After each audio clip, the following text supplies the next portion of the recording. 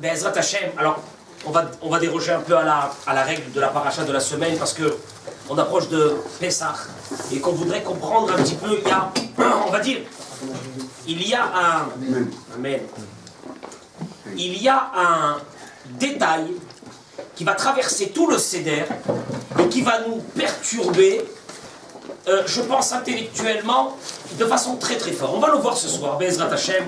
Alors il faut savoir déjà que il y a une mitzvah midérabanan, des hachamim, de boire les 4 verres de vin, car les 4 verres de vin correspondent aux 4 langages de libération qui a été dit dans la paracha où c'est que on parle de la libération. Vaïra Bo, dans Shemot, Akadosh Baruch Hu il a dit Ve'otseti, je vais faire sortir les bénis Israël. Veitzalti, je vais les sauver. Veigalti, je vais les libérer. Velakarti, je vais les prendre. Donc, ou je les ai pris ou je vais les prendre. En tout cas, il y a 4 langages de Géoula. Je vous dis simplement que le thème de l'année prochaine sera déjà de comprendre pourquoi nos sages ont décidé qu'il faut qu'il y ait du vin pour symboliser ces 4 langages. Pourquoi nos sages n'ont pas donné autre chose? Je ne sais pas moi, manger 4 dattes, manger 4 bouts de langue. En contrepartie, pourquoi Hazal ont mis le vin pour symboliser ces 4 langages de libération? Ça c'est le thème de l'année prochaine, Be'ezrat Hashem, Beshara Tova U'Tzlachat, si Akadosh Baruch Hu, voilà, il nous donnera tout ce qu'on a besoin, on se prépare déjà pour l'année prochaine. On va commencer tout de suite. Dans le Siman Taf Aïn Bet, le Mechaber, le Shulchan Aruch, il dit Mitzvah lachazor achar yain adom. Il y a une mitzvah de chercher en priorité du vin rouge. Moi j'aime le vin blanc. Non, pas le vin blanc. Le vin rouge. Mitzvah lachazor achar yain adom. Comme ça il dit le Mechaber dans le Siman Taf Ayin Bet. Dans le Mishnah, on le voit ici, et on va voir qu'est-ce qu'il dit sur ça le Mishnah Brura. Très bien. La Gemara dans Masechet Psachim aussi, elle ramène un pasouk qui nous rappelle que le vin, donc le vin, le symbole du vin, c'est du vin rouge. Il faut qu'il soit rouge. Je ne vais pas rentrer dans ce qu'a dit la Gemara, mais en tout cas, Baruch Haba, en tout cas, c'est le vin rouge. La Gemara aussi ramène que c'est le vin rouge. Le Or Zaroua, qui est un des grands commentateurs sur le Rambam, sur beaucoup de halachot, il dit le Or Zaroua la chose suivante. Le Krim Yain Adom, pourquoi est-ce qu'on prend du vin rouge? D'après vous, pourquoi est-ce qu'on prend du vin rouge? Et pourquoi rouge? Qu'est-ce qu'il y a? Pourquoi il faut que ça soit du vin rouge? Dafka. Hein? Le sang du sang. C'est pour se rappeler du sang. Quel sang, quoi? De nos enfants. De Israël. Ah bon? Donc chacun... Alors regardez, on va voir qu'est-ce qui est marqué. L'Or Zaroua, il dit, on prend du vin rouge. Pourquoi? Parce que c'est en souvenir des 2 mitzvot que les béné Israël ils ont fait à la sortie d'Égypte. C'est-à-dire, hein, on sait que Rashi ramène dans la paracha de Bo, il ramène Rashi le Midrash. Qu'est-ce qu'il dit le Midrash? Haya Rabbi Matia ben Charash Omer. Rabbi Matia ben Charash disait Harehu Omer, il y a un passage qui dit dans Yecheskel, Va erevor alayich. Akadosh Baruch Hu dit, je suis venu vers toi, je suis venu te voir. Où il est venu nous voir, Akadosh Baruch Hu? En Égypte. Va erer, et je t'ai vu. Et j'ai vu que c'était le temps du fiançailles. Akadosh Baruch Hu veut se fiancer avec nous. Quand est-ce qu'il y a eu le mariage? Matan Torah. 50 jours après, il y a eu le mariage. D'ailleurs, la Gemara, elle dit sur les bénis Israël qu'ils ont fait le veau d'or juste après, que ça correspond à une Kala qui a trompé son mari dans la roupa. C'est ça l'Aram Israël. C'est ça quand l'Aram Israël il est dans les Averot, qu'est-ce qui se passe? Pachout, on est marié avec Akadosh Baruch Hu, et il est arrivé le moment du fiançailles. Et alors, il explique, Rabbi Matia ben Charash, et il est arrivé le moment où j'ai juré à Abraham que je vais sauver ses enfants. Velo hayu beyadam mitzvot lita'asek ba'em kedei sheyigalu. Les bénis Israël, les bénis Israël, ils sont dans un état épouvantable. Qu'est-ce qu'il y a? Il n'y a pas une seule mitzvah pour leur permettre de sortir d'Égypte. Rien, rien, rien. On est à cette époque au 49e degré d'impureté. Les Égyptiens, ils sont au 50e degré d'impureté. C'est-à-dire, entre nous et la disparition du peuple hébreu, on est à un fil. Et ils n'ont aucune mitzvah, les bénis Israël l'ont fait. C'est terrible. Il y a Kadosh Baruch Hu, il dit, comme il est écrit dans le Passouk, que Ve'ataerom ve'airia. Le Passouk, il continue, il dit, je t'ai trouvé que tu étais nu. Tu n'avais aucune mitzvah. Qu'est-ce qu'il a fait à Kadosh Baruch Hu? Il leur a donné le sang du Korban Pessah et le sang de la Brit Mila. Alors, juste pour qu'on se rappelle ce qu'on avait parlé l'année dernière, le sang du Korban Pessah, Simon, ça veut dire quoi? C'est pas Stam qu'il leur a demandé de faire un sacrifice. Les bénis Israël, on leur demande le 10 du mois de Nissan de prendre un agneau et de l'attacher au pied du lit. C'était le jour du Shabbat Hagadol. C'était le jour de Shabbat. C'est pour ça qu'on l'appelait Shabbat Hagadol. Maintenant, les bénis Israël, ils ont un très grave problème. Ils savent que le moment de la sortie est proche. C'est pas le moment d'énerver les Égyptiens et de les contrarier, on est bien d'accord. C'est justement pas le moment. Il y a Kadosh Baruch Hu va leur demander de mettre toute leur espérance sur Hachem, rien sur les Égyptiens, à tel point que Dieu va leur demander de narguer les Égyptiens. Comment? Vous allez mettre un agneau. Et c'est vrai que ces agneaux dans les maisons faisaient un bruit épouvantable. Les agneaux étaient en train de crier. Les Égyptiens rentraient dans les maisons. Qu'est-ce que vous faites? Notre Dieu, il est attaché au pied de votre lit.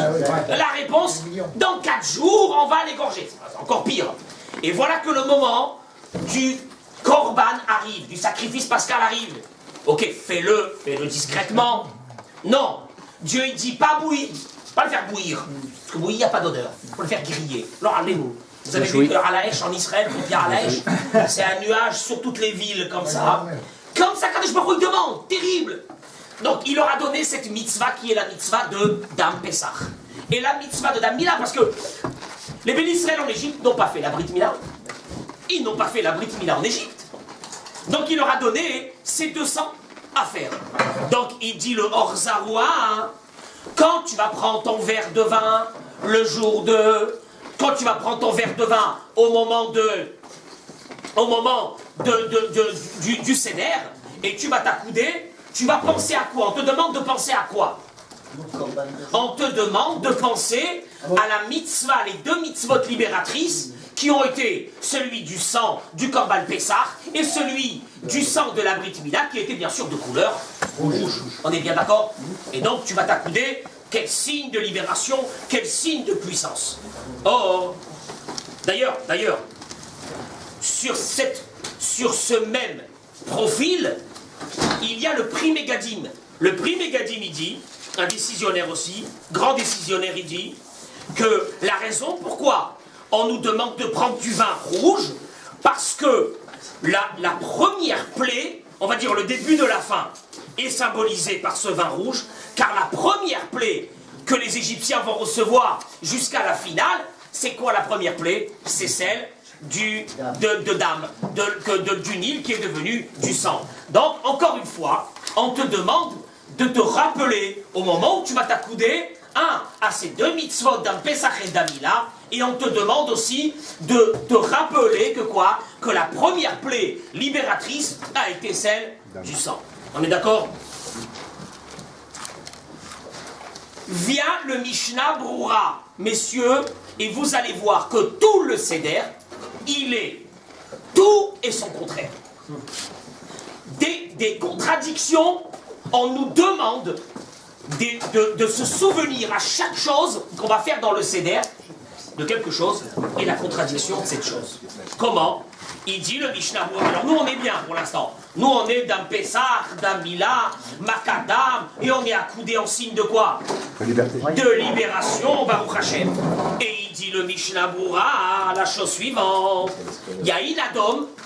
Pourquoi du vin rouge? Il dit le Chafetz Chaim. Pourquoi du vin rouge? Il dit Dirtiv, car il est écrit dans la Gemara, dans la Masechet Psachim, Altéré Yahin Kit Adam, ne sois pas attiré par le vin, parce qu'il est rouge. Alma. Je déduis. Il dit le Chafetz Chaim, que la rougeur du vin, c'est-à-dire le vin rouge, c'est une ma'ala, c'est en plus, c'est quelque chose de très bien, c'est une importance spéciale dans ce vin. Vérod, et il dit, et une deuxième raison, donc première raison, c'est que la Gemara elle-même est à symboliser le vin par quelque chose de rouge, donc ça veut dire que le vrai vin, c'est quoi? C'est un vin rouge. Les connaisseurs vous diront que les bons vins, c'est quoi? C'est les vins rouges, c'est pas les vins blancs. Il paraît, hein, on peut le faire, mais là en tout cas on parle d'Arbara Kosot. Là on parle d'Arbara Kosot, pour te souvenir. Deuxième raison que donne le Mishnah Brura, et là on va commencer à rentrer dans les paradoxes. Il dit le Mishnah Brura, Zecher l'Adam, Shehaya Paro Shochet Bialde Bene Israël. En souvenir du sang des bébés égorgés par Paro pour prendre ce sang, comme il dit le Midrash, parce que s'il avait une maladie de la peau, et ses médecins lui avaient dit, Noura Ve'ayom, de prendre ce sang-là et de se laver avec, en souvenir de ça. Rabotai, je m'imagine le soir du Seder, je suis accoudé, la liberté, et on me demande, rappelle-toi, au moment où tu es dans la liberté comme ça, rappelle-toi de quoi? Du sang des bébés. Il y a ici quelque chose, vous allez voir, parce qu'on va rentrer, c'est une schizophrénie totale. D'un côté, on te dit, rappelle-toi d'un Pessah, d'un Mila, les premiers coups, la première tannée qu'ils ont reçu les Égyptiens, et je suis là comme ça, Baruch Hashem, et puis on te dit d'un seul coup, non, non, non, tu vas te rappeler d'une deuxième chose, du sang des bébés. Il y a un problème. Ou on me demande de me rappeler des belles choses, ou on me demande de me rappeler, Hazé Shalom, des mauvaises choses. Mais on me dit pas, tu es là en signe de liberté, et tu vas te rappeler d'atroces souffrances qui se sont passées chez nos frères. Il y a un problème. Est-ce que vous avez compris la question? On continue. Et vous allez voir que tout le Seder, c'est ça. Cyril. Chaque chose qu'on va faire, elle a un message de libération et un message de souffrance. Un message de libération et un message de souffrance. Et on va le voir chose par chose. Deuxième, la matzah. Amos, pourquoi est-ce qu'on va prendre la matzah? On va la manger, Be'ezrat Hashem. Mitzvah de manger les kazetot de matzah le soir du Seder, au moment où on va faire Asher Kideshanu Ve'Mitzvanu Alachilat matzah. Minimum, c'est de manger combien? Un kazaït, 30 grammes, à peu près 30 grammes. Et normal, il faut manger combien? Au moins, si c'est possible, de kazetot, de matzah au moment où tu es accoudé. Pourquoi est-ce qu'on mange la matzah? Parce qu'ils n'ont pas eu le temps de faire...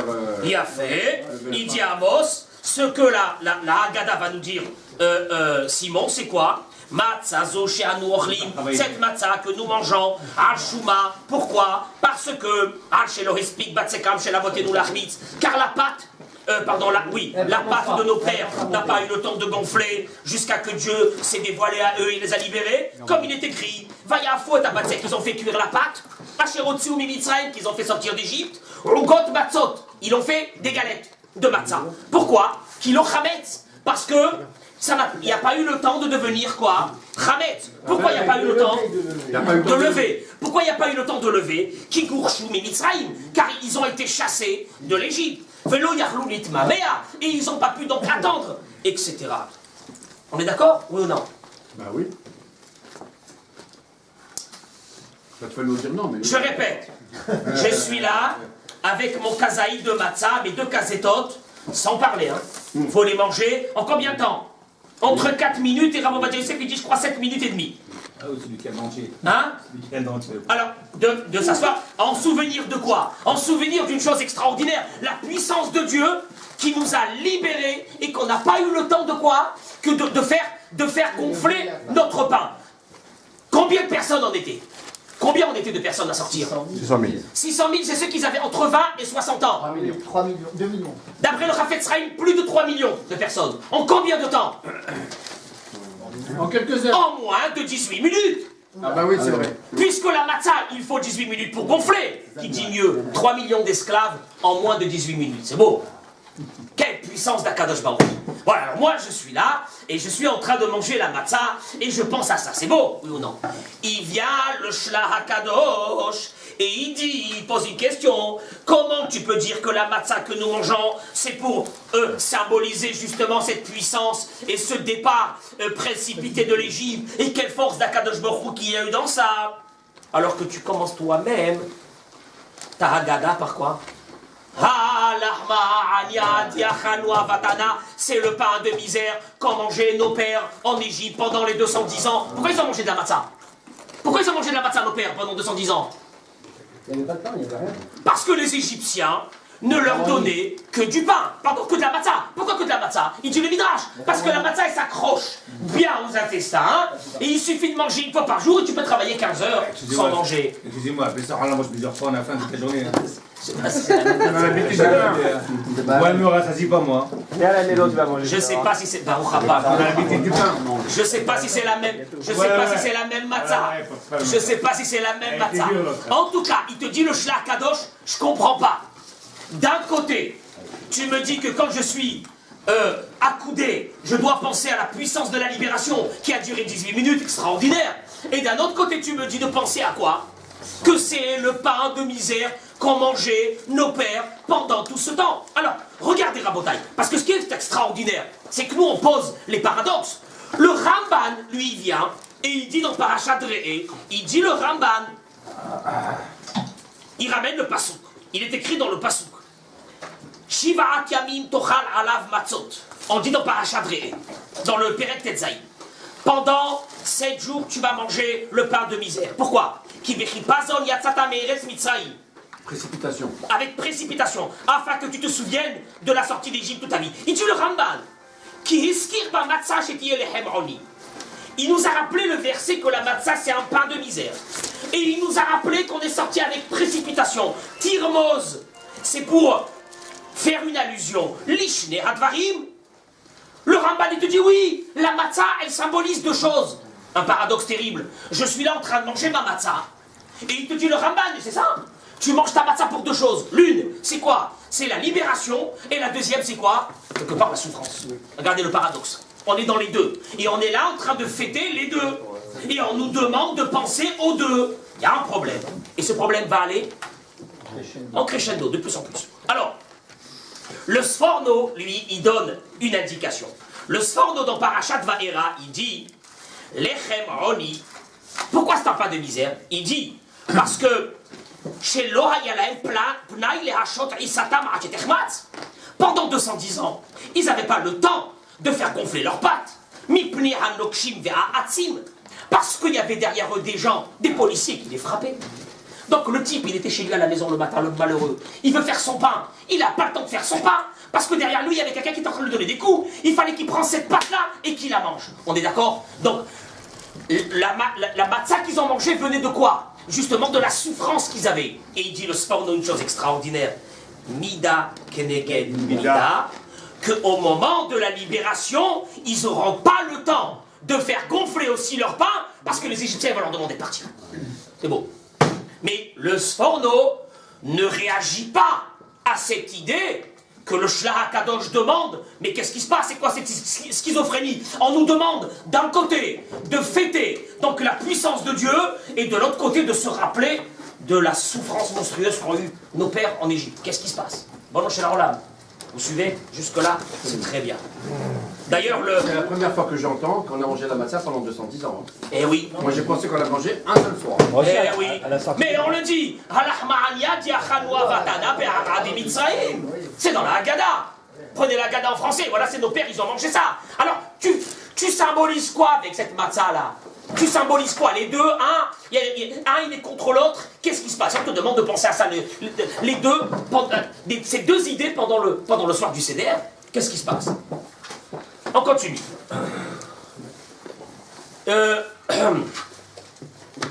Karpas. Qu'est-ce que c'est Karpas? Le céleri avec l'eau salée. Pourquoi? Comme en arabe, krafs. Pourquoi? L'amertume. Il va vous demander... Non, l'amertume, c'est le marron. Il va vous demander, votre fils, papa, pourquoi Karpas avec de l'eau salée? Tu lui réponds quoi? Ah voilà, c'est ça le chiron de ce soir. Pourquoi? C'est marron. La Gemara est dit dans ma Sechet Psachim, page Kuf Yudalet, qui hechi deli vebe hekera letinokot. Que les enfants voient la différence et vont poser manishtana. Quelle différence y voient les enfants? Dites-moi vous-même. Quelle différence? Quelle différence? Les mailliers. En principe, dans l'année, écoutez-moi bien, quand est-ce qu'on trempe du pain, dans de la sauce, etc. C'est pendant le repas. Or là, on n'a pas encore commencé le repas. Que déjà, on a commencé à tremper. Et là, ils vont se poser la question, qu'est-ce qui se passe? Pourquoi est-ce qu'on trempe le céleri? C'est ça ce que la Gemara, l'idée de la Gemara, elle est là. C'est qu'on va tremper avant le repas, puisqu'on n'a pas encore fait le motzi, on n'a pas encore fait achilat matzah. Si c'était pendant le repas, ils ne se posent pas de questions, les enfants. Parce que pendant le repas, tu prends des cornichons, tu prends des machins, tu trempes. C'est ce qu'on fait, oui ou non? Mais avant le repas, de prendre des choses et de tremper, ça on ne le fait pas. Et là, il va dire Manishtana. C'est ce que la Gemara dit dans Masechet Psachim. On est d'accord jusque-là? Vous êtes d'accord avec moi? Il va juste sortir, c'est une parenthèse, hein, il va juste sortir un problème au niveau halachique. Quelqu'un qui ne peut pas boire du vin et qui doit faire le kidouche sur la matzah. Et donc il va faire d'abord des Netilat Yadayim, après il va faire les brachot de Achilat Matzah, il va faire Mekadesh Israël Ve'azemanim, il ne peut pas boire du vin, il a un problème de santé, il ne peut pas boire du vin. Il va s'accouder et il va manger la matzah en tant que quoi? Que kidouche aussi. Lui, cette personne, si on reste que dans cette idée, il n'a pas besoin de faire karpas. Pourquoi il n'a pas besoin de faire karpas? Parce qu'à partir du moment où on est déjà dans le repas, l'enfant ne va pas poser de questions. Mais il n'y a pas que cette raison. Pourquoi est-ce qu'on trempe le karpas? Simon, vous allez bien aimer ça. Il vient Rabbeinu Manoach sur le Rambam, un Rishon. Et il dit la chose suivante. Le karpas symbolise le début de l'esclavage. Pourquoi? Il dit Rabbeinu Manoach à la Rambam, il dit parce que il y a un tissu qui s'appelle karpas.